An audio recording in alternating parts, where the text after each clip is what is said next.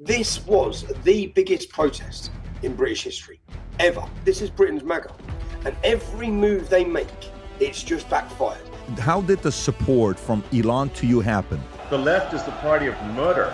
What do you know about Prince Charles and his relationship with Muslims? Qatar are in bed with all of them. They own more in our capital city than Prince Charles. How concerned are you for an event that happened to Charlie Kirk to happen to you in the UK? It would spark an uprising like the government have never even dreamed of.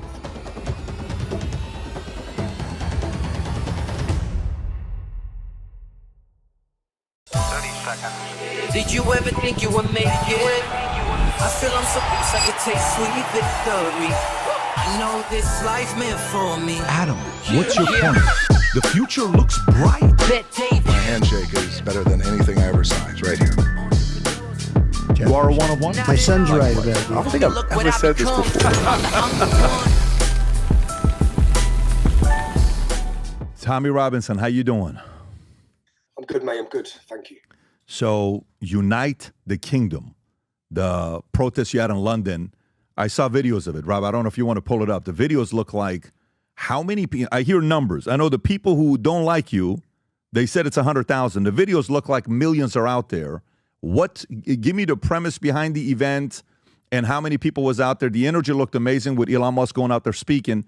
Maybe tell us a little about the event. So this is our fifth event. So we started with 30,000. We then went to 100,000. We went to 200,000. And this Saturday we had millions of Brits. Millions. Okay. Now what's funny is watching them say 110,000 without just realising that we had 2 million people watching live on X.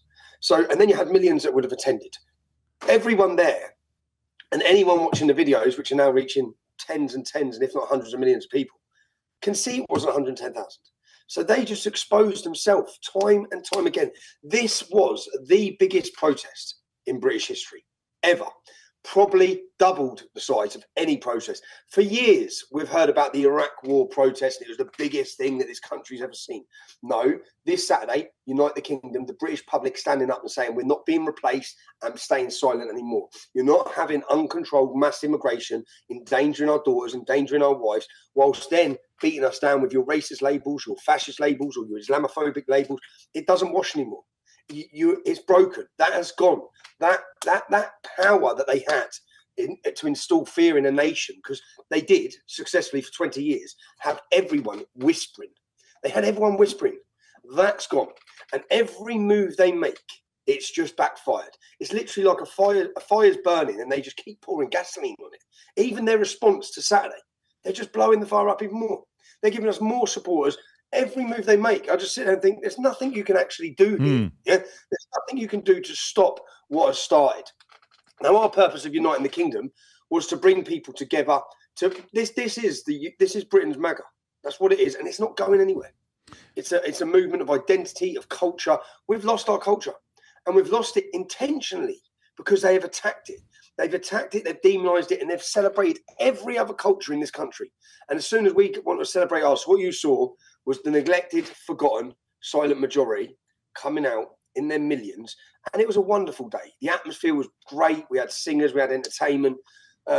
We united this kingdom in ways the government could only dream of. Now, let me ask you. So while you're doing, how long ago did you set up this date? How long ago did your supporters know this was coming? So I gave this date when I walked out of prison and said, so I just spent, as you know, I got an 18-month prison sentence for making a documentary. Right. Yeah? Remember, the public watch all of this. 167 million people watch that film. They know I went to jail and I took the prison sentence for reporting the truth. They know that. When the minute I got into jail, my first phone call, my first meeting with my team, as soon as I come in, I just said, set the date, because we need to start off where we left off. Now, they put me in prison. They arrested me on terrorism charges after our 100,000 event. There's never been 100,000 patriots gather in our capital city in a total peaceful, unifying celebration. So they were worried by that. And the next day I was detained under terrorism legislation at the border. And I've actually faced prison for that in 4 weeks' time because I refused to give them access to my phone. I'm a journalist. They detained me. Even when they detained me, they said, we know you're not involved in terrorism, Tommy, Stephen, but this legislation allows us to do this. And I said, and then you have no right to remain silent. in which for 6 hours I was grilled by counter-terrorism police about my legal, lawful activism as a journalist, and also with the United Kingdom. They want to know who's behind it, how did you fund it, what's your plans next. I just told them straight, we're not going anywhere. I'll tell you, you'll see my plans next as we continue to grow this movement against you guys. And the reason I'm doing it is exactly what you've just sat down and said to me. Their first words were, the first question was, what do you think of Britain at the minute? I said, it's a totalitarian shithole, because look what you've done. Exactly what you're doing now. This is a total abuse of power. When the British public, when you pass your laws, which is what they continually do, create the problem that they're doing now in mass migration, high levels of crime, high levels of violence, and then they'll come in with a solution, which is their digital ID, which Keir Starmer's government's already talking about doing. Because we'll be so desperate, because the level of crime and violence, the sexual assault, rapes, has gone through the roof. 2003, we had 8,000 rapes. 2023, we had 88,000. Holy moly. Did you say 8 to 88,000, 11x? 8 to 88,000. Wow. So while I'm watching this, Elon Musk is a big supporter of yours. Big. He shared your documentary, which got a couple 100 million views. And the one that he did a year and a half ago, whatever the timer was, 2 years ago, you get out of jail. We meet in Bahamas. We do that interview together. And then now Elon Musk was one of the ones that came out in your United Kingdom. And he had a few words to say. And if you don't mind playing this clip here, and if you can react to it afterwards, go ahead, Rob. And then you see how much violence there's on the left, with our friend Charlie Cook getting murdered in cold blood this week, and people on the left celebrating it openly. The left is the party of murder and celebrating murder. I mean, let that sink in for a minute. That's who we're dealing with here. How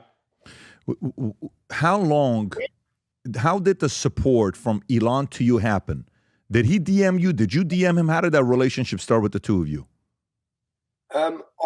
Well, for this event, see, obviously, when I was in jail, Elon had spoke up on my behalf, which I was very grateful for. And he made our mission complete, because I went to jail knowing that maybe no one watched this film. But I took that risk. As soon as he shared that film, and he didn't just share that film, Patrick, the most important thing that he did was he shone a torch on the rape of our daughters, something we've been trying to do for 15 years.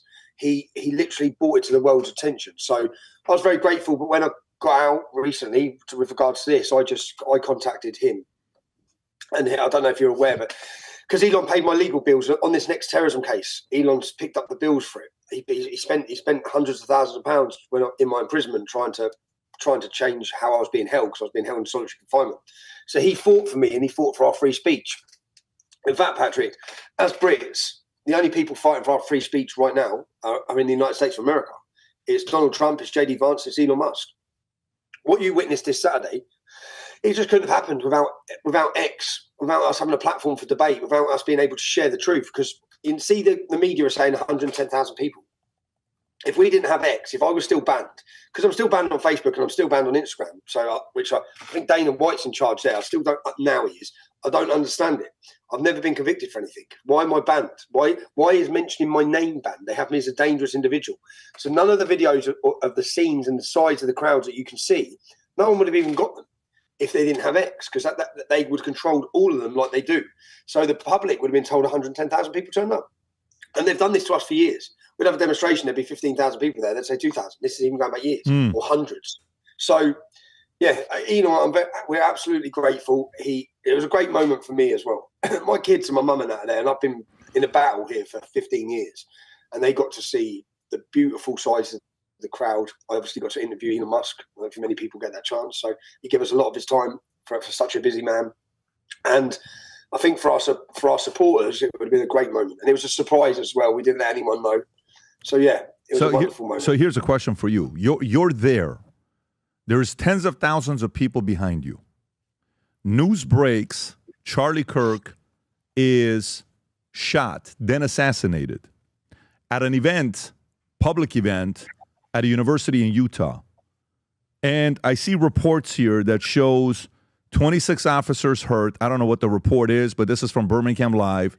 There's another report saying 25 arrested. So you have a government that doesn't want to see you do what you're doing. They don't want your message to spread. And the more they push back, the bigger it gets. How concerned are you for an event that happened to Charlie Kirk to happen to you in the UK? Yeah, I'm concerned, but I also believe that if it did, it'd be the final nail in their coffin, not mine. Well, it would be mine as well. It'd be the final nail in their coffin. No one knows what moment's going to spark the revolution. Or look, I've always known, looking at Europe, something's going to hit, and when it does, none of us are in control of it, but something's going to change the direction of Europe. Now, we are heading in the wrong direction. We're being replaced. We're under attack with mass immigration. Now, Northern Ireland, I don't know if you know about the history of Northern Ireland. Bloody Sunday changed the direction of Northern Ireland as a historic day. I believe if I was targeted in such a way, it would spark an uprising like the government have never even dreamed of, or could never even dream of. So I believe that would happen. I had a lot of people telling me we should be careful, or you need to be extra careful. I probably do need to be extra careful. I walk everywhere without security. I had the incident recently at a train station in London. I don't have the funds to pay for 24-hour security, yeah, and I am living in amongst it within the UK as a target. But I just think I think that we got in this mess. We're in this mess through being careful. All of us as a country are in this mess through being careful. Now's not the time to be careful. And now's not the time to show any fear. I listened to what Charlie Kirk said. Charlie Kirk actually spoke up massively for me, but not just for me when I was in prison, for Brits' free speech. He got it. Go back to his comments from 2018. He fully understood what was happening with free speech. And then he travelled here recently. He helped shine the torch on it. And if you listen to what he says, and I think that that's what people should try to do, and he will inspire still now, even though he's dead, the next generation. His videos will continue to inspire them. But they took him out because he was so influential in getting whether it be the forgotten or the young men to understand their identity, to understand their purpose, to give them faith. And that's what we said we want to do. Keir Starmer was voted in off 9 million votes. 20 million people just didn't vote, Patrick, in that election. That 20 million are us. The people who have been told their voices don't matter. Their voices don't count. So we're there to tell them, no, your voices do count, and you do matter. And if we can captivate them, and we can electrify the working class. See, a lot of this comes down to class in the UK. They don't like us. That's the reality of it. The establishment do not like us. Okay. Now, we've got 650 politicians in Westminster. How many of them were there to speak to the neglected, forgotten people? How many of them? Not one. We had politicians flying from Poland, France, Germany, Belgium, all over Europe. Lead politicians come to speak to the British population. Not one, because the whole building is still the establishment. It doesn't matter if they say they're against the establishment on X. Yeah, if they say they're against the establishment, they'd have been there with the people. None. We want to be the cultural revolution, but this country needs a political revolution. But it needs a political revolution that doesn't censor the people getting involved in it. So, for example, the Reform Party, which is Nigel Farage, which I believe will win the next election, yeah, and will be a hell of a lot better than where we're at. But they still censor and ban. You can't talk about transgenderism. You can't talk about Islam. So we don't need a government that tells the public that they can't raise their concerns, and people are kicked out of their party for doing so. Right. Because that's an attack. That's an attack on free speech. Still, that's not believing in free speech. I saw Nigel Farage sat in America talking about free speech. They don't believe in free speech themselves. They just don't believe in it. Everyone has to sign an NDA. Everyone has to sign an NDA. Who's at the hierarchy of reform? What do you mean by that? Signing an NDA for what? Not to talk about me. I don't know. You said Nigel Farage. Everyone has to sign an NDA. What do you mean by that? I mean that as a political party, anyone who becomes a councillor or a member of parliament has to sign an agreement that they won't speak about up for Tommy Robinson. So what's your relationship with Nigel Farage? See, our event with 100,000 people, I stood there. This is in July 27th, and I said, "How many of you voted for reform?" And literally every single person put their hand up, because reform become the party for the fed up people. Yeah, so everyone put their hand up. So then I asked Nigel Farage, Nigel, stop lying about us, because Nigel basically parrots, because remember, Nigel isn't working class. He's probably never been to a working class estate in his life, and he was an elitist banker. That's Nigel, yeah? So he comes in, he speaks about these issues, but then condemns us. That's what he did, and carried on condemning us. And when I was in prison, Nigel come out and said that he justified my imprisonment, which is what I believe caused the fallout with Elon Musk. He justified while I was in prison. Now, again, it's like, everyone's seen the documentary, Nigel. Like, people know what I've done. Like, so he come out and justified it. Then he come out and said that I have convictions on mainstream TV. He said I have a conviction for violence against women. Just made up. Now this is me, the next leader, and And my ex-wife and my kids had to see this mess. He comes out on TV saying I've got conviction for violence against women. It's just a lie. But all of these things, you may have to remember that when I went to prison, there was a mass movement again to free Tommy Robinson. Nigel come out and tried to put out the fire. Yeah. And he done it last time in 2018 as well. So Nigel comes out on behalf of the establishment. That's what I see. And that's what many people now see. Since Nigel Farage gave his position to Zia Youssef, he gave his position to Zia Youssef. He sold a position to a Muslim gentleman to become chairman of Reform. From the time that happened, they can't talk about Islam. Nigel in an interview, Nigel's interview sat down and said, by 2050, I've watched all these interviews whilst I was in prison. By 2050, the Islamic demographic is going to be so powerful in the UK, we cannot alienate them. Now, for me, that is someone pulling up the white flag. And we don't want to pull up the white flag. In fact, we have to stop the Islamic demographic getting to that point by 2050. Whereas Nigel's doing everything he can to not stop it. The previous government held no benefits for more than 2 children. Yeah, now that was to stop. My local imam's got 3 wives and 14 kids, and we just pay for it. Yeah, so certain policies have been brought in which could help deter the demographical explosion that we see. Nigel's reversed that. Nigel said he's not bothered about that it's impossible to do mass deportations. He's been forced now with the Overton window shifting so fast over the last 12 months. He's been forced to say he will do some deportations. Yeah, he said when we talk about demography, when we talk about the demographical change, he's not bothered about demographic change. He's not bothered if whites become a minority in Britain. He said that's not he doesn't care about it. Well, we do. We do, just as black Nigerians would care if they become a minority in Nigeria. Just as Japanese would care if they become a minority in Japan. It cannot be allowed to happen. But it's accelerating so fast, so quick, and it's not racist to say that. The country that can't lose its culture. So then tell me, that's a great point. We're going to get to the culture part, but if you're trying to unite the kingdom, great. Nigel Farage, you guys don't seem to have a relationship together. The vision's not the same. Then who is the candidate you're going to get behind to be able to do something? Is it going to be you? Is it going to be somebody? I mean, there's got to be someone that they're going to be voting to have that change happen. Who is that person? There's a new party now that's come out called Advance UK. It's led by a gentleman called Ben Habib. He's a brilliant orator, but he also spoke up for me when I was in prison. And many of the people who were kicked out of Advance for mentioning my name or removed from the party for refusing to back down on rape gangs and Islam, they're now joining Advance UK. So Advance UK is it's the fastest growing political party in British history. It's up to over 30,000 followers now. So I'm looking at this guy here, Ben Habib, and he is from Pakistan. His father is Pakistani Punjabi from a Muslim family, and his mother is English and was born in Isleworth. So doesn't this contradict what you're trying to push for uniting the kingdom? No, it doesn't, because we're happy to. He's an ex-Muslim, Ben Habib.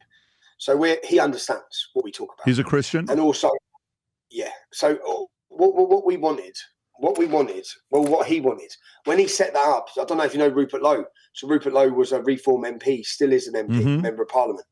Rupert's been the strongest outspoken parliamentary candidate there is, yeah? Okay. And he was kicked out of Reform for refusing to back down on the Pakistani rape gangs. And Nigel Farage actually censored his speeches, said, stop mentioning that. Now, mass deportations now become mainstream, but Nigel told him he can't say it. This was just 12 months ago or 18 months ago. So he was then removed from Reform. So the original discussions with Ben Habib, when Ben Habib set this party up and then it was to be launched, was that Rupert Lowe would be the leader. So currently, Ben Habib is a reluctant leader because he didn't want to lead it. The plan was for Rupert Lowe to lead it, but then Rupert pulled out. So that's where the party was at. They've launched anyway, and our movement needs a political home. It needs a home that's not going to.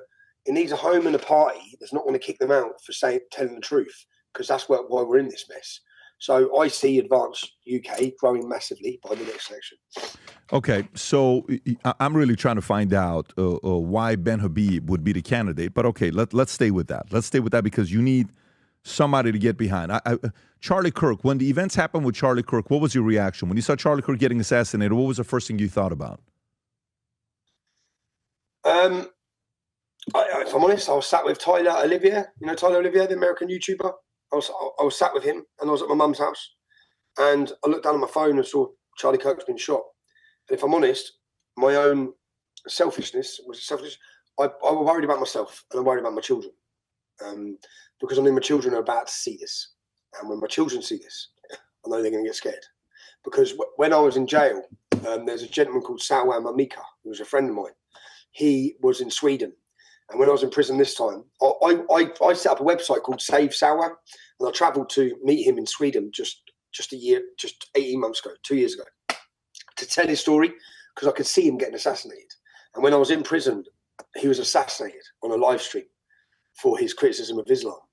So, and when that happened in prison, I know my children, because I spoke to my ex-wife, she said that my son hadn't stopped crying, and he just hasn't stopped crying because he was so scared, because he sees me as that same target.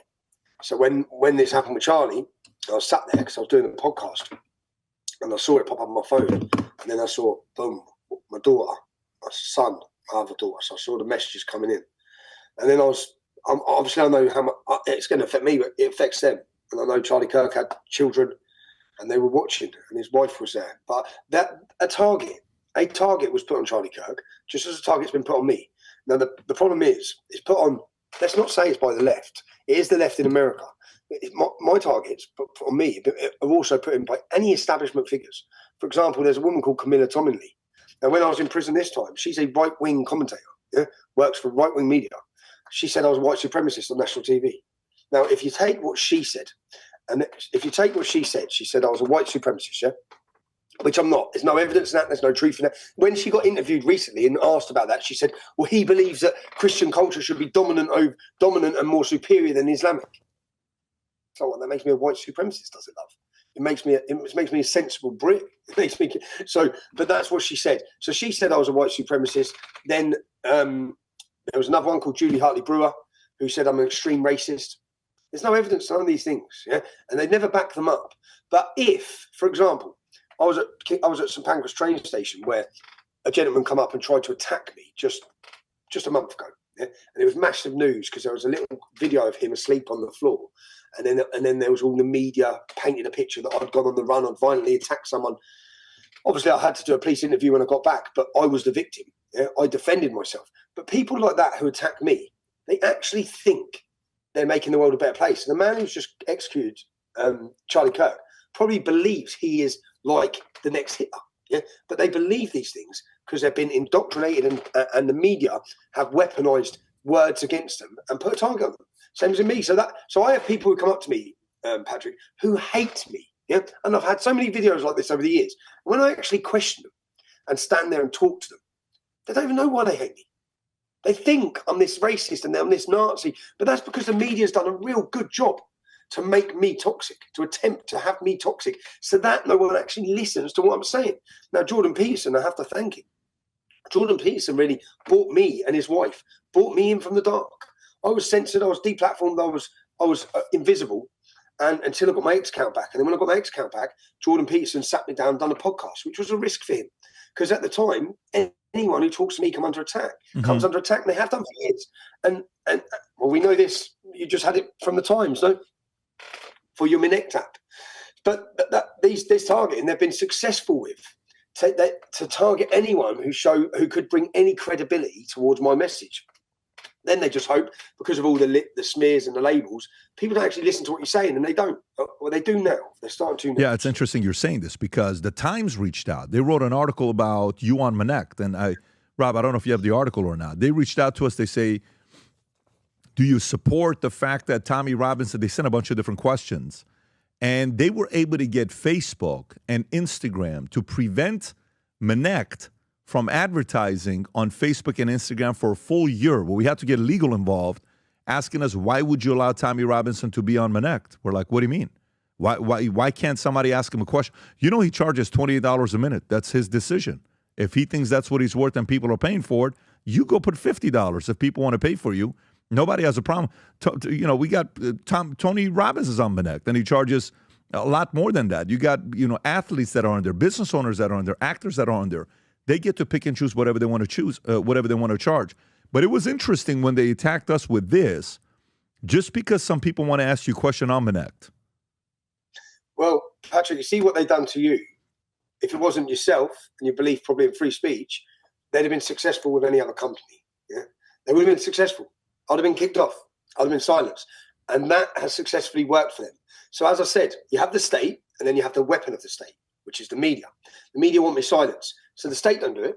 They get the media to continually attack the companies that ever give us a platform. Or say for example, I don't know if you're aware of what happened. For 48 hours before this event in London, Westminster Council contacted the company which we use to host the event. Yeah. So Westminster Council contacted them and revoked our licenses to set up our speaker systems. So there could be no speaker systems. Yeah? That's 48 hours before the event. Now, and they told the owner of the company, we will personally prosecute you if you set up those speakers. That's what they told me. So we had an emergency meeting with the police, and we're sitting with the police. I've got the full video of this, which I'm going to release. Sat down with the police, said, they're trying to provoke us into violence on Saturday. If we don't have a way of talking to our crowds and a million people turn up, there's going to be anarchy. And the police are like, we don't want this. So there's been loggerheads. There's been a big internal thing with the police because the council were then asking the police to enforce the license. The police have then sat down with us and said, we're not enforcing it. So we will not enforce and prevent you sticking up your speakers. And it was just the council attempting, which is the government attempting to provoke chaos on the streets of our capital city. That's not their job. Their job is to uphold democracy. We had the licenses. We applied for everything right. We jumped through every hoop possible, and still, this is what they're doing. And we've faced this for years. So I can't host an event in a building in the UK, and I just know I can't. Yeah. So I sold 1,000 tickets in a week for a sit-down event, £50 a ticket in Manchester. The council and the police. This is going back years. They went in to the venue and told them, we will take your alcohol license if you host this event. So that's sort of like what happens. And it's been a tried and tested method for the media. It works. As I said, they've gone beyond you and they've managed to get Meta to make sure you can't go on there for 4 years. They've done this to me from every social media.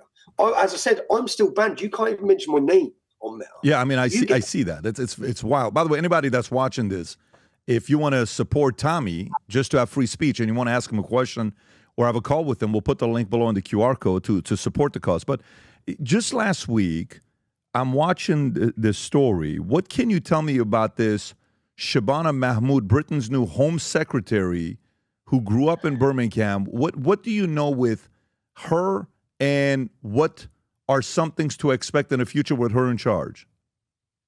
Well, she's an Islamist. Simple as. She's an Islamist. We can take what she says. The first thing to come to her, the most important thing, is in Britain. It's not democracy. It's Islam. We need to understand what that means. She signed off on my solitary confinement every 42 days. So with solitary confinement, it's called the Mandela Rule. You're only allowed to be held for 14 days, or the prison only have the ability. They can hold you for 14 days. That's meant to be the limit, but the maximum is 42 days. After 42 days, it has to go to the government, and then because you're not allowed to, and then the government have to sign off. Now, with Shabina Mahmood, because when I was in prison, she was a justice secretary who signed off holding me in solitary confinement against the advice of psychologists, of medical teams, of everyone, knowing full well the damage that does to someone. She continued it. That's Shabina Mahmood. We're meant to believe that she's going to stop the boats. She's going to stop the massive flood of Muslim immigration into our country. It's insane. Again, every decision Keir Starmer makes, David Lammy, he's putting him in. It's insane, really. So, but again, it just helps, I think, to wake people up. Unfortunately, all of these things have had to happen. My imprisonment, Lucy Connolly's imprisonment, a mother for 31 months for a tweet. Peter Lynch, who was a granddad, these are the riots after Southport. They say riots. He just held a placard and he got 2 years in jail. So all of these things are what's resulted in the millions you've seen in London this Saturday. Yeah, I mean, it's all everything's played its part from Elon Musk, from Jordan Peterson in an interview to Elon Musk buying X, and lots of bad things that happened. But you needed the situation. I think you needed Joe Biden. America needed Joe Biden for those 4 years because people needed to see. Because when they can see it, they need to see how bad it can be, and that's what we're currently going through. We needed Keir Starmer in power. So you need to get a position where a government can come in with a mandate. Now, Nigel Farage, as I said, Donald Trump made his mandate clear. He clearly said what he's going to do when he get in, so he can get in power and do it. Nigel Farage isn't. And people are making excuses saying, well, he's just playing the political game till he gets in power. Then he'll do all these things. It's like, no, he's not going to. He's definitely not going to. So, yeah, when you're looking at her, Shabana Mahmood, she said in interviews, my faith is the center point of my life, and it drives me in the way that I live my life and I see my life. And she said her Muslim faith is the core of who she is, who I am. And she's the first Muslim woman Lord Chancellor and the first female Muslim member of the parliament. So there's a lot of progress happening there with them wanting to spread Islam and different people like her getting elected. So your concern with how things are growing in UK from the last time you and I spoke to today, have things gotten better? We spoke a few months ago. Since 2 or 3 months ago when you and I spoke in Bahamas to today, have things improved? Has it gotten worse? Is it the same? What's the conditions look like in the last 2 or 3 months? It's getting worse and worse. It gets worse and worse every week. The borders are still open. The mass immigration is still coming in. Sexual assault. Since we spoke, there was 12 days in a row where there was sexual assaults by migrants against British women. 12 days there was a case every day. Young girls being sexually assaulted by migrants in hotels. A young 12-year-old getting raped by 2 Afghanis who's staying in a hotel. It just continued. It's just continued. And it's not going to stop, Patrick. It's not going to get better. Yeah, it's going to get worse and worse and worse because the borders are still open. They're still flooding them in. They said they're going to smash the gangs. They've done nothing. It's all orchestrated. They are continuing to flood this country. And I think that what Saturday was the British public coming together in their millions to say, we've had enough of it. And they need to listen. Saturday was a peaceful demonstration. We wanted a peaceful demonstration. If they continue, there's a dangerous part of the government going down. They're that detached from the British public. All of them are. You know, even the Labour Party. The Labour Party meant that's the party that was meant to represent us, the working class. 90% of their members of parliament were privately educated. I'm sorry, they know nothing about the working class. Yeah? They've never lived it. They've never lived where we live. Now, we are the majority in this country, and it's us who are affected by their mass-controlled immigration. Well, it used to be.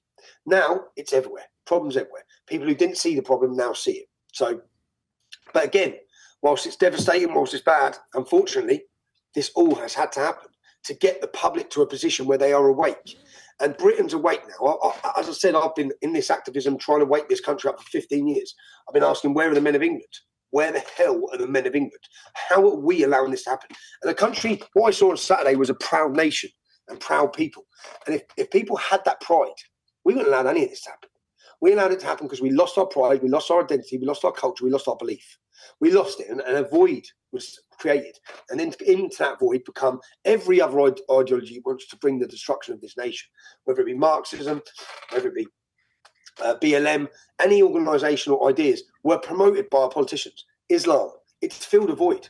It's filled a void after we lost identity. And do you know what? Do you know, for years, I used to hold, when I set up the English Defence League, we'd hold a demonstration. And the church leaders would be on the other demonstration protesting against us with the Muslims. So the church leader, who's got no one in his church, by the way, has no people there, really, empty churches. They were siding with them. The church lost their identity. The church failed Christianity. The church becomes so weak in this country and embarrassing, flying LGBT flags from their church, going back on all of their values, whilst Islam don't budge. Not now. There is a Christian revival happening right now in Great Britain. How did the religion of Islam grow so much in UK? By the way, you know, what do you know about Prince Charles and his relationship with Muslims? Because he took an interest and he wanted to study them, and he's been very respectful about it. But there was a high level of interest into him. What is his relationship with Muslims? He loves it. He loves Islam. Why is that? So, who knows? Who knows, mate? Maybe he is a Muslim. Who knows? He comes out and makes comments like there's great respect for Sharia. Sharia would subjugate every single one of us, Charles.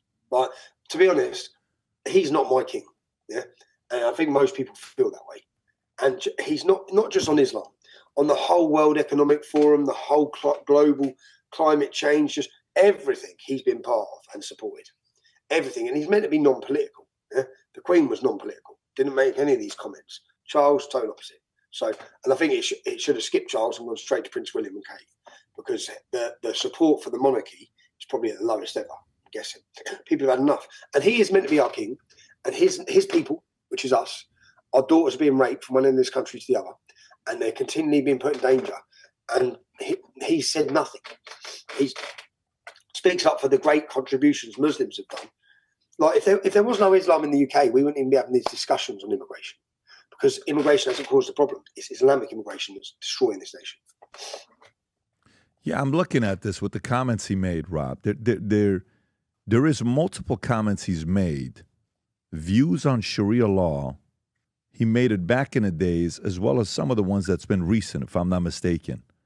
But he's constantly seems to be supporting it. And by the way, if he was one, let's just say he is Muslim, of course, now it would make sense that these types of things are happening. You know, it would show that there is support for it. No one's fighting back. But there is no documentation that he is a Muslim himself. There's just a lot of stories written about it. He was also, what was he given? He was handed was it £1 million cash? They had to justify. Google that story from Qatar, I believe. But he was given £1 million cash, like a bag of cash. And yeah, it's hard to know, but he is part of the same elite, yeah, which has the destruction of every one of our countries, including his own. They are flooding this country. No one can look at Great Britain and say it's gone in the right direction. No one. Not everyone from around the world is now laughing at Great Britain. They're laughing at it. Where is that? Yeah, it says right here, it was alleged that between 2011 and 2015, Prince Charles is reported to have accepted £3 million, $2.6 million in cash from Sheikh Hamad bin Jassim bin Jabbar Al Thani, a former prime minister of Qatar. The cash was allegedly given in physical form, suitcase, a hold-all. What is that, Infanta Mason carrier bag? These payments were then deposited into the Prince of Wales Charitable Fund. The office is denying any wrongdoing. What's that sound like? A big bag of cash. Sounds legit, doesn't it? Yeah, but that's just the one that we know about. Like, what else? Because Qatar is the problem. Yeah, Qatar is the big problem. Now, Qatar has funded nearly £1 billion in Islamization of Europe. Every French ghetto, Qatar are behind. Yeah, including separating and segregating and polluting the minds of those Muslim communities. Qatar are behind. Qatar are behind the Muslim Brotherhood. Qatar are in bed with all of them. Qatar are in bed with Hamas. And whilst they do this, they're buying their way for our country. They own more in our capital city than Prince Charles. So, and here he is taking, how many years ago was that? So we know what the relationship is. That's he's laundering money from Qatar. He's being handed money from Qatar. What do Qatar get for that? It's not for nothing, is it? You don't give someone £3 million in cash for nothing. That's just a minor little, probably a little biscuit of the corruption that's going on. But what do they get? They have bought our country. They bought the ports in our country. They bought the shopping centres in our capital city. They bought the Harrods. They bought everything. So, and they bought our politicians. You can see how they bought them, but the public are not willing to be bought. Do you know, mad story? There was a Conservative MP called Af Salamin. Look this story up, yeah? Af Salamin, put Af Salamin, Tommy Robinson. Now, this Conservative MP approached me during my days in the English Defence League. Yeah, he sat down. He contacted me, and I went to see him. He said, "I want to sit down and talk to you," and he offered me money. He said, "Tommy, you will never worry about money again." I said, "What do you want?" He said, "I'd like you to set up a demonstration in the area that his area, which was Dudley, and then let it all blow up. Let everyone get like hype for this big demonstration. Then I'll step in," because he was a captain in the British Army for 10 years. So he spent a decade as a captain. He taught at Sandhurst. He taught Prince William and Prince Harry, at Sandhurst. He spoke the Queen's English better than the Queen, and he was a Muslim. So he's perfect for what they wanted, as in a perfect face of a Muslim who they can push forward and say, this is a perfect Muslim. So he approached me. My head started thinking. And this was before I was doing journalism. This one I was just a street activist. So I said, okay, let me go away and think about that and set up another meeting. So I went away, and then I set up another meeting with him, and I wore a wire and a camera, and I strapped in. And when I sat down, he brought 2 other Muslims with him, and they were gangsters, yeah. So that he sat down with these 2 Muslims, and I recorded it all. And I said, lads, and I said, what are you doing here? He goes, oh, we're fun. We're just in. We want him in. I said, but you don't strike me as Conservatives. They said, no, we're Labour. I said, so if you're Labour, why are you supporting him getting in if he's Conservative? They said, we just want our man in. I said, okay. So from that, I recorded the whole thing, and he tells me, Tommy, when there's a room of 200 people and David Cameron comes in, that was our then Prime Minister, he walks past everyone else and makes a beeline straight for me. I've already been offered my seat on the cabinet, what cabinet seat I want, and I don't have the view of just getting to be an MP, Tommy, or on the cabinet. I'm going all the way to the top. You are going to have an unshakable ally after this. What year is this? What year is this? Google it, it'll come up. Af-Salamin, 2015. Got it. I'm tracking. So, sorry, I've been ill, man. 2015. So he sits down, he tells me all this. I get it all on camera, and then I go away. And a week before the election, I walk into the Daily Mail. Yeah, because I wasn't a journalist at this point. Yeah, I was just a street activist. So I walked into the Daily Mail, and I said, right, it was a week before the election. I said, here is your next Tory minister, cabinet minister, and he's offering me money, and he's offering me friendship and partnership if I can fake a demonstration. And he's doing it with these people. So when you read that story, you wouldn't read that story and know it was me that gave them that story, yeah?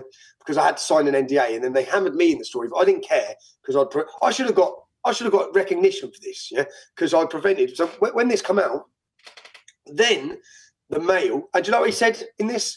He said Qatar, he has already secured funding from Qatar to end all the homelessness. This is in his area. So he said he had a full 8-year plan in his area that then in 8 years, that when you looked at his track record, he would have solved homelessness. He had millions and millions coming in investment from Qatar, all set up. So he had everything planned for his next 4 to 8 years, where he would regenerate the entire community of his area. So it just looks great for him by the time he gets to the point where he wants to go to the top. Then they do an investigation. Once I out this, the media then start looking into him. They find leaflets that he'd made like 3-4 years before he joined the military, talking about him supporting the Mujahideen taking over towns and cities in the UK to take over and have an Islamic caliphate in the UK. So basically, he went undercover as a jihadist, spent 10 years, went to Sandhurst, then was a captain for 10 years in the British Army, and was about, at this point, to be a cabinet minister for our government until I outed him. And when he rang me, so when I was in the Daily Mail, I then get a phone call from him. And this is the problem. I get a phone call, and he says, Tommy. I said, yeah. He goes, I've just had the Daily Mail on the phone. I said, yeah. He said, what's going on? I said, some things ain't for sale, Afsil. You cheeky bastard. So, but the problem is, most politicians are for sale. Yeah, we've just seen then. What do you think that bag of £3 million cash is about? People, even our royals are for sale. Looking at that. Yeah? It's not a lot of money, though. £3 million is not a lot of money to give up a country that was once UK. It was Great Britain, the Great Britain, right? Is it worth only £3 million? That's not a lot of money. Only £3 million. Qatar has spent $1 billion. Qatar has spent $1 billion to do this. Yeah? Qatar have funded it all. So Qatar has spent $1 billion. Now, what they used to do is you used to be able to get people to convert. They'd spend street dawah stalls, all these charities. Like my hometown has a shop in our town centre called Discover Islam, funded. It's a charity, and its purpose and its job is to convert the Luton population to Islam. It's to go out and reach the non-Muslims and bring them in. This is all mainly comes back from Qatar and places like this. Yeah.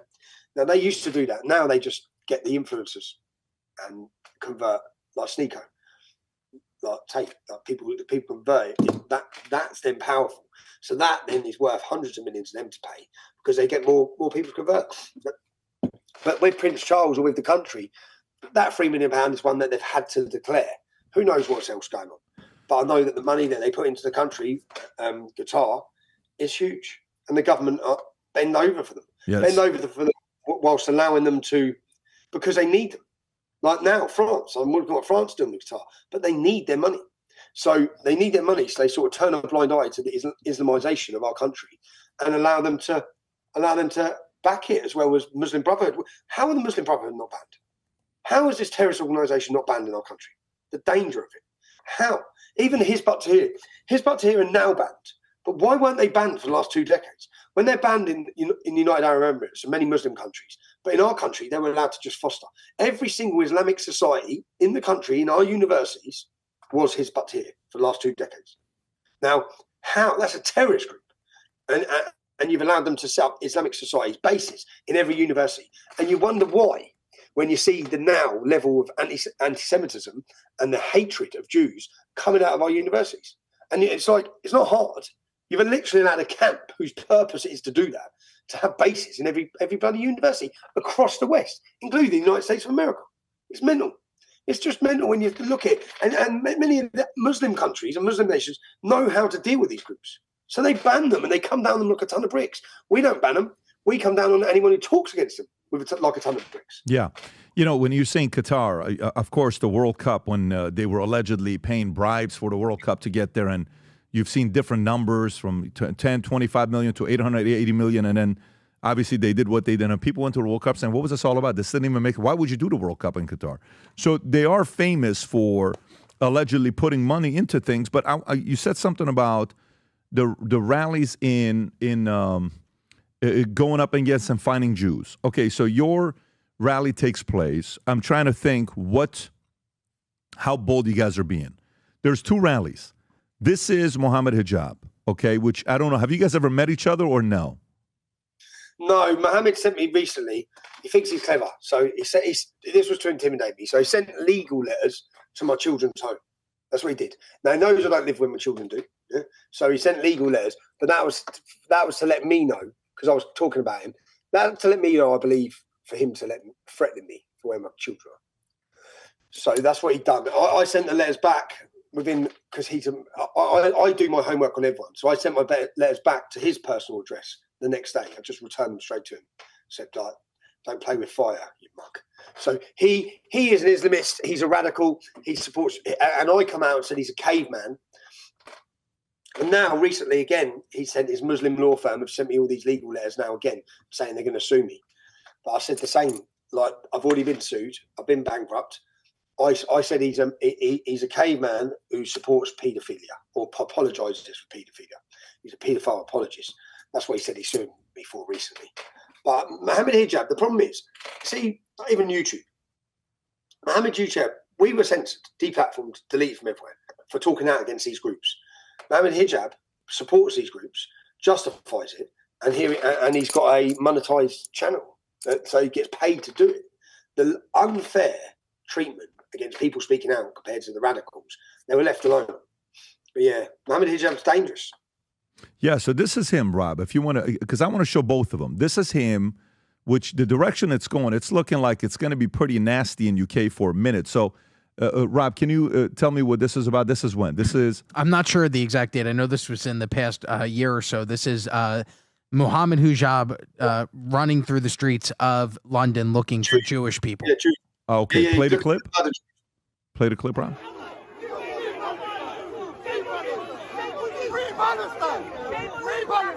It was terrifying. The boys had to be rescued by the police as bottles and eggs rained down on them.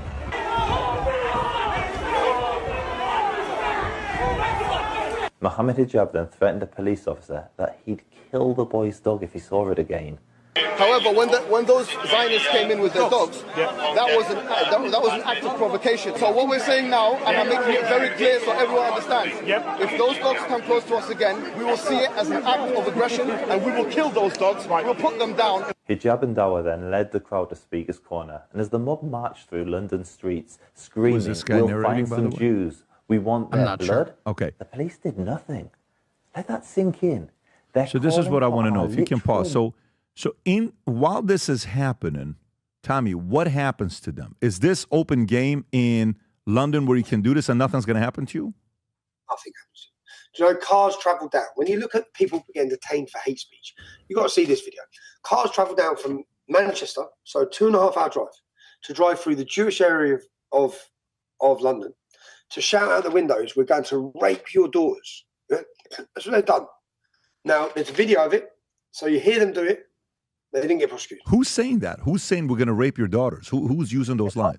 Cars of Muslims come down from Manchester into the Jewish area of London, to drive around the Jewish area of London, to scream out the windows, "We're going to rape all your daughters. We're going to rape all your daughters." Now, They don't get prosecuted for any of this. Yet anyone who says anything or remotely even against the government has been thrown in jail on our side. So again, these hate speech laws that are brought in, they're not brought in to tackle hate speech. They're brought in to silence the indigenous population whilst their country is changed beyond recognition, to make it so that no one can speak about it, because they're not there to stop. If they were there to stop, like we saw them calling for jihad on our capital city after October 7th, literally stand there saying, calling for jihad, the group doing it with his butts here. When they did that, and they had banner about Muslim armies rising. When they did that, the Met Police put out a statement saying that, there's plenty of different meanings. There's different meanings of jihad. So you must think we're stupid, but they continually allow this. So Mohammed Hijab has even ever been arrested. There's another video of him where he travelled up to Leicester, where mobs of Muslims went hunting Hindus. Yeah, just last year in Leicester, and there's a video of him there where he's absolutely attacking Hinduism and attacking Hindu gods. If anyone done anything similar, so they just don't get prosecuted. They don't. And everyone saw it. So again, another important role to get the country to where it's been this last weekend, unfortunately, was October 7th. October 7th and the reaction to that, the hatred across the West in all our capital cities. But in London, the ability for Hamas supporters to take over our capital city week in, week out and not face arrest. And the public are watching them committing crimes, seeing their crimes committed with their own eyes. And the only people facing arrest are the people there talking out against Hamas. So people watched all this two-tier policing. Two-tier policing become just a part of our vocabulary. So I want to play this other clip, Rob. When you guys are doing your protesting, this video that goes viral as well. Can you have the video? Not this one, Rob. It's the other one that they're protesting on the streets. The one that Humberto just sent you that you pulled up. You just had it up, Rob, on the screen. You literally just had it up a minute ago. Hang on. Do you know which one I'm talking about or no? No, let me find it. So okay, let me pull it up to see which one this is. So I'm going to put a thumbs up for you to find it. So this is... Oh, got it. Okay. This is the protests are happening on your end 24 hours ago. Where I'm trying to go with this is, if this is, the Unite the Kingdom, and they're screaming, who the F is Allah? These are the chants, right? If you want to play this clip, Rob, go ahead.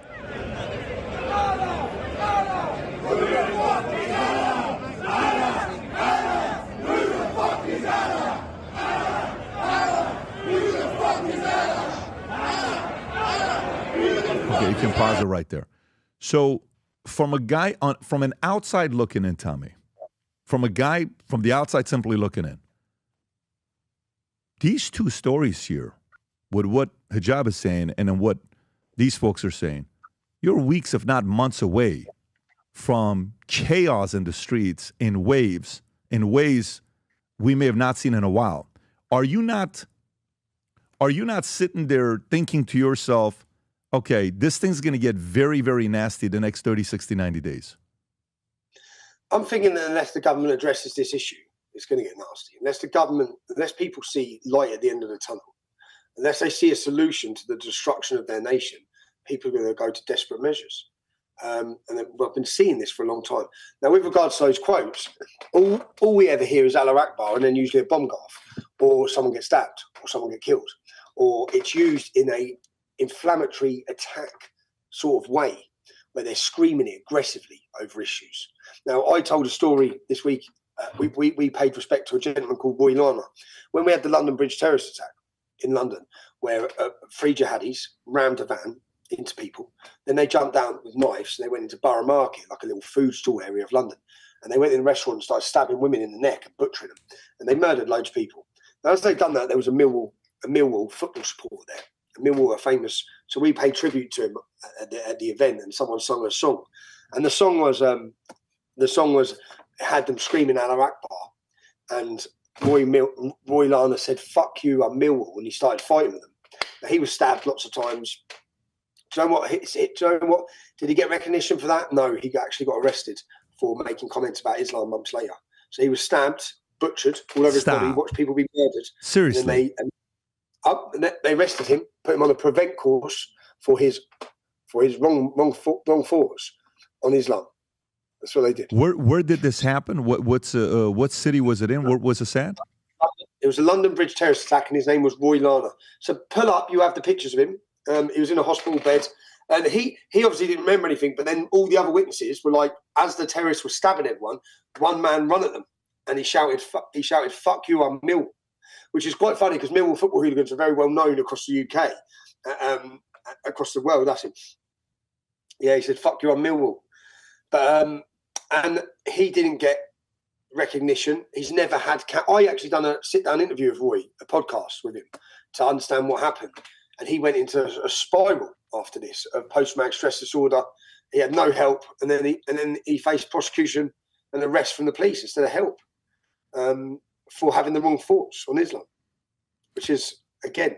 But by the way, so while this is taking place, the two of you, have you and Hijab ever seen each other or ever talked to each other one-on-one? No, I've never seen him. Never seen him. So. What would happen if you guys were in the same room talking to each other? Ali Dawah, who's his friend, Ali Dawah done a campaign where he was going looking for my family home. And he done a video, and it was at the end of my mum's old house road. And he done a video saying, all right, Tommy, and the part behind it is my mum's where my mum used to live. So he, again, this is what they do. He's trying to intimidate me. He's at the wrong house. And then he rings me up. And then he rings me up on live record. And I didn't know he's recording, but he said about coming to my house. I just said, it'll be the last thing you do. You'll meet your 72 virgins if you come to my house, mate. It will be the last thing you ever do. So, because these are jihadists. That's who they are. They pretend they're not. They try and play the silver tongue clever line, but they're dangerous and they're radicalising and they're recruiting. And they act as like the moderate level to bring, or sort of to bring the youngsters in. And that's what both of them do. But they're like a little partnership, Ali Dawah and Mohammed Hijab. But we've been, as I said, if you look at what I've faced, the full weight of everything against me, they don't get anything. They don't get arrested. They don't get criticised. Like they're both on camera saying that they'd let one of them's on camera saying they'd let his daughter be married at 9 years old. Like he's got a daughter. Now, personally, I think for her own safety, she should be protected from a father like that or for that Islamic belief. But the problem is we have lots of underage marriages going on in the UK. Google it. Google Islamic underage marriages across mosques across this country. They're marrying children. And our government, again, is too sensitive. I don't understand that. I don't understand why any of that would, why the government's a child marriage thriving in the UK due to legal loopholes, warn rights groups. Go a little bit on letter to the PM. What year is this, Rob, written? It says 2021. Okay, May 2020. Zoom in a little bit so I can read. Legal loopholes allow 16 in England and Wales married to parental consent and exploited. Of course, more than 20 organizations have signed a letter to the Prime Minister insisting current forced marriage laws does not go far enough to protecting young people. Yeah, I mean, you know, this to me is common sense. The only way, Tommy, I see this being allowed and look the other way is the power has to be from all the way at the top. It's the only way I see it. Even female genital mutilation. Yeah? It's been a crime in this country since the 80s. Carries a 14-year prison sentence. 55,000 British girls. What'd you say? Say that one more time. 55,000 what? We lost you for a second. 55,000? 55,000 girls have had their genitals mutilated. Yeah? So Muslim girls had their clitorises cut off, yeah, which endangers them, which is dangerous, sometimes means they can't have kids, lots of problems from it, mental health problems for the rest of their lives from it. But no one faced prosecution. I think the first prosecution was last year or the year before, like a little token case.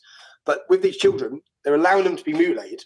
And to be honest, many of these problems, like even the grooming gangs, if we were to lock up the parents of these children, just off those figures, it would take up every prison cell in our country. So some of the problems are that big that they just allow them to happen. Cultural sensitivity. We'll allow your little girls to be mutilated because we don't want to be deemed as extreme or racist or a government that's oppressive. So we allow a crime that carries a 14-year prison sentence. They literally just allowed it. Just Google on the female genital mutilation. It's insane what they've allowed in this country to happen. Because those little Muslim girls, they're little British girls. They're born in Britain and they should be protected, but they haven't been, yeah, because they allow it. And some of those marriages are happening to 12-year-old children. 12-year-old little girls being married in mosques across our country. And again, we're extremists for pointing out, and you say it has to come from the top. It's like that. It's not a mistake. Mass immigration is not a mistake. Yeah? It's happening. There's an attack on every Western nation. Our countries are being flooded. Our cultures are being diluted. all the while they're doing this, as I said, the mass corporations are benefiting from this. So, and the European Union and groups like this don't want individual countries to have individual identity. Now, how do you get them away from, I'm German and I'm Spanish? You just flood them with new cultures that then break down that resistance, break down that family, break down that community. And that's what we've seen happening. We don't really have strong communities. Tommy, let me ask you. I'm sorry to interrupt you. I'm still in shock. I'm just looking at this right now, the numbers. The estimate of 137,000 to 170,000, given a broader view of how many might be living with FGM, is what they call it. FGM, which is called female genital mutilation in UK.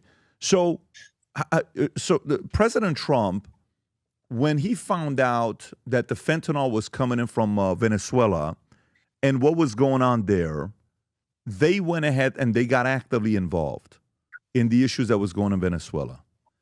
What role or interest does the president have in U.S.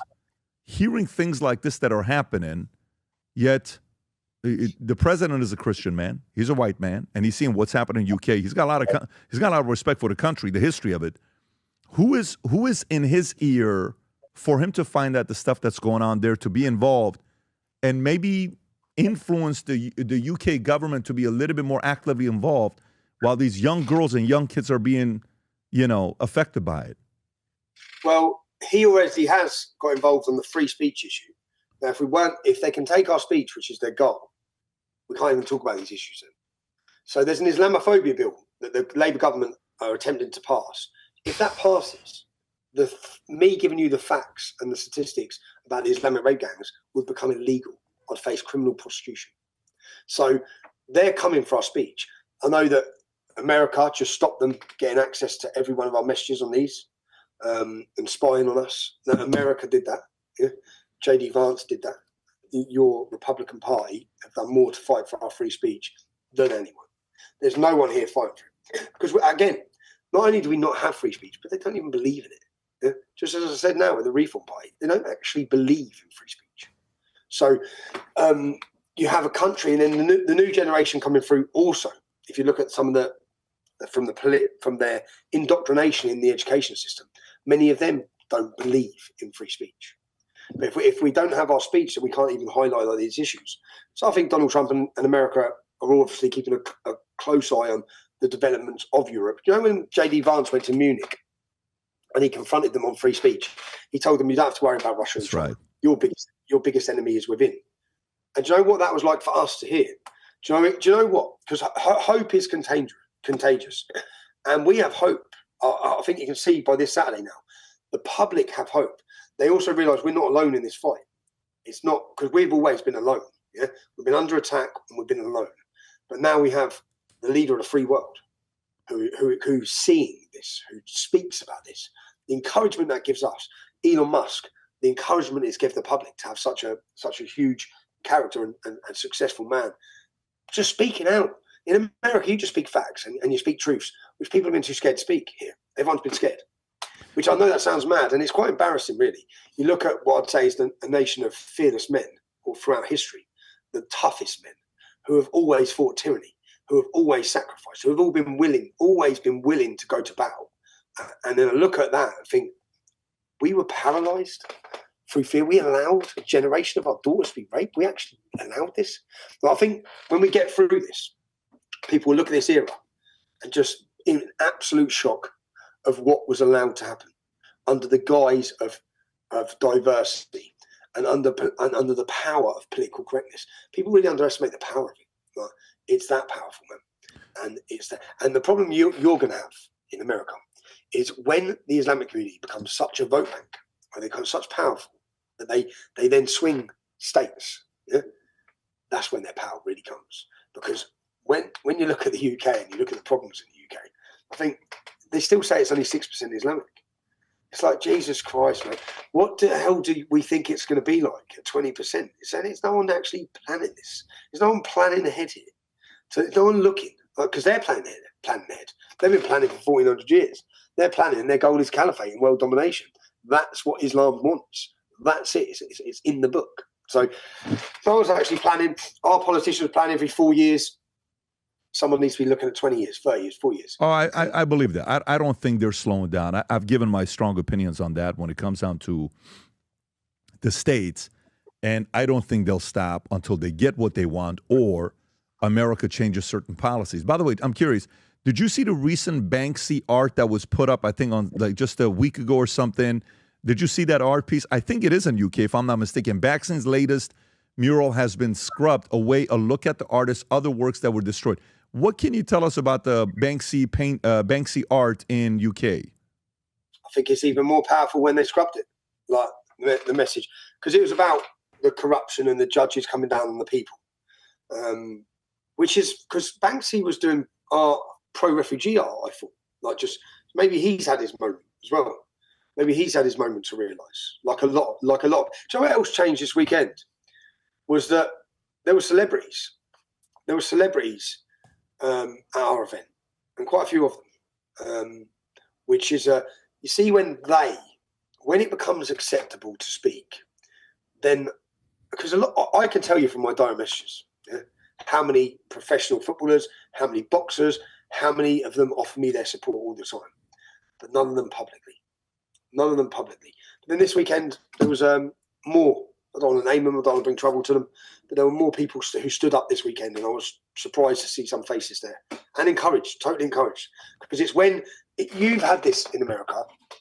I used to look at America and be envious because you had people with big platforms like yourself, like Charlie Kirk. You've had lots of them who are mainstream, who are credible, who have spoke openly and honestly about issues.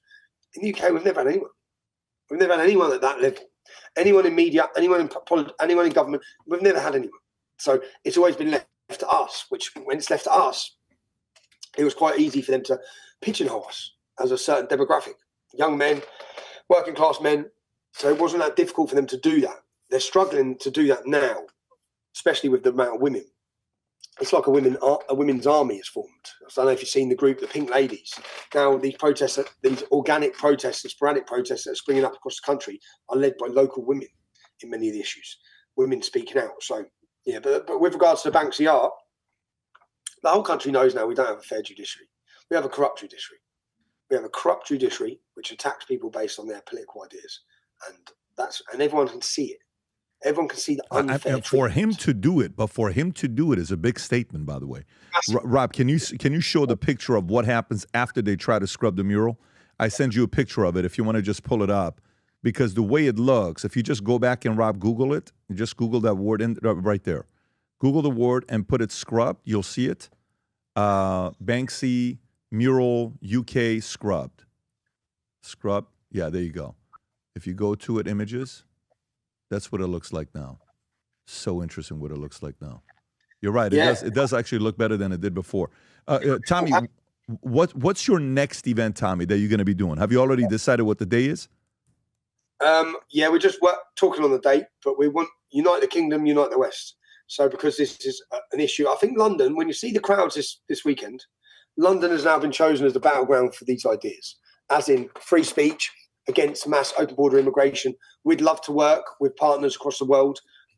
This isn't just affecting us. I've always watched these movements and protests and same with the populist parties in Europe and thought, why are they not all together? All of us are affected by this. Let's not look at what we disagree on. Let's look at what we agree on. All of us that were there. So we united the kingdom successfully. They come from Wales, they come from Scotland, they come from Northern Ireland, they even come from the Republic of Ireland.